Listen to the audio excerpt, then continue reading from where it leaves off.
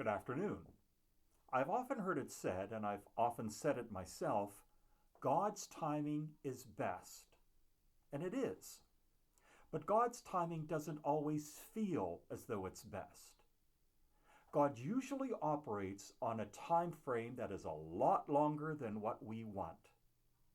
In all my years as a pastor, I don't think I've ever heard someone complain that God answered their prayer too quickly. And so it's appropriate that the Christian calendar devotes an entire season to waiting for God to act.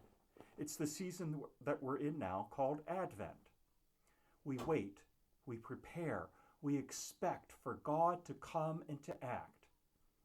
Advent is a season when we commemorate the generations who waited for Christ to come the first time. And Advent commemorates our wait for Christ's return in his second coming.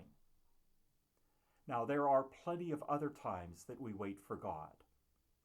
And so this Advent, I'm going to devote these video devotions to the theme of waiting for God. Because there are many times when people in the Bible had to wait for God. And we're going to look in these devotions to find out what we can learn from each of them.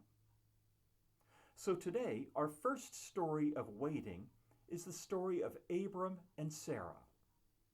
God had called them to become the parents of a great nation. Although when he called them in this way, it appeared as though he couldn't afford to wait very long.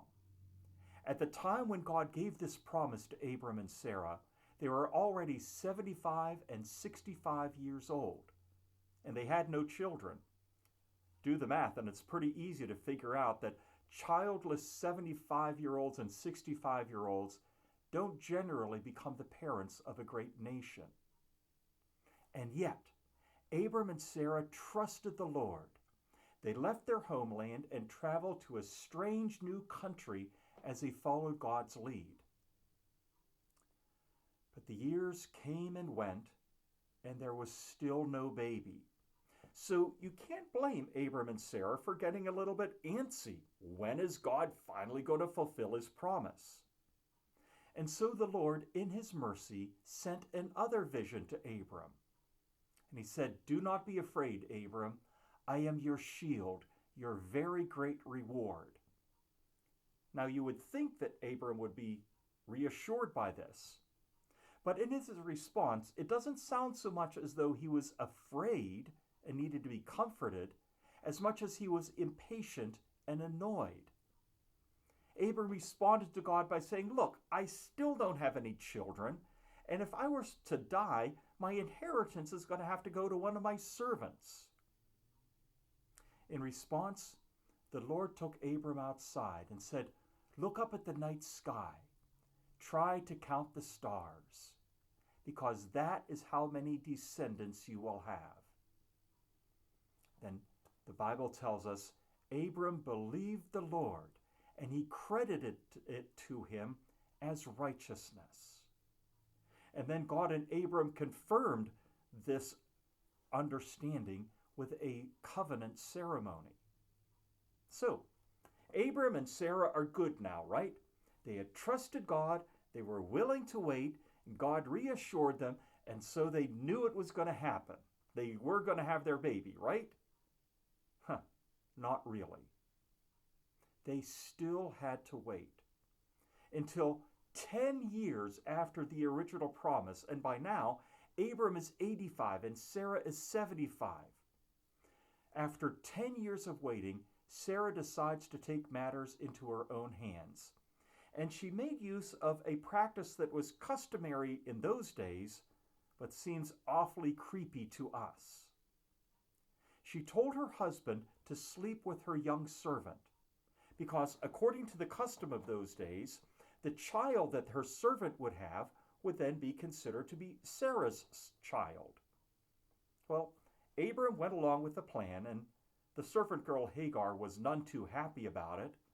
She got pregnant and ended up having a son named Ishmael. And, as I said, according to the customs of those times, it would then appear as though God's promise had been fulfilled. Ishmael would be considered to be Sarah's son, not Hagar's. But God appeared to Abram once more and said, "No, Ishmael is not the fulfillment of my promise. No matter how long you have to wait, don't hurry God. Don't try to make God act faster, because God's promise still has not been fulfilled." What Sarah did was kind of like a child on December 20th, being impatient for Christmas to come and trying to get to the North Pole to get his presents early. Now, God said to Abram, "Your son Ishmael will indeed be blessed, but he is not the blessing that I have in mind for you and for Sarah. You will have a child with Sarah who will be the fulfillment of my promise." And then they had to wait and wait for another 14 years. By now, Abram is 99 years old. Sarah is 89 years old. And one more time, God visited Abram, this time as 3 travelers. And he told Abram, "Within a year, you and Sarah will have a child." Well, Sarah overheard this and laughed to herself, because God's promise for her had now become a sad joke. 25 years ago, she might have believed. She may even have accepted that renewal of the promise that came several years later. But by now, the fulfillment of God's promise seemed impossible. She had done everything that she could to make it happen and still didn't. No, Sarah's laughter was not the laughter that you have at a good joke. It wasn't even a sarcastic snicker. It was a bitter laugh arising from a broken heart and broken dreams. She had lost all hope that God's promise would ever be fulfilled, and yet it was. Finally, after all those years and tears, Abram and Sarah had a baby boy named Isaac. And his descendants became the great patriarchs of the great nation of Israel, God's chosen people. Sarah and probably Abram had lost hope that God would fulfill his promise, even though they had been reassured multiple times by visions. Perhaps you are feeling as though God has left you high and dry as well, that he has given you a promise that he has still not fulfilled, and you don't have the benefits of heavenly visions to boost your spirits.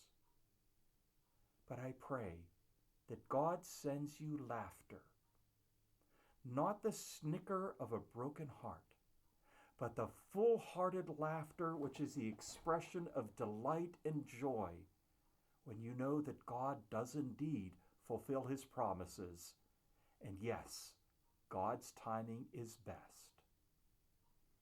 Would you pray with me, please? Lord, in this season of Advent, help us to wait. Help us to expect. Help us to trust that you indeed are faithful when you give your promises, and we know that you will fulfill them. Amen. Thanks for joining me. We'll talk again later.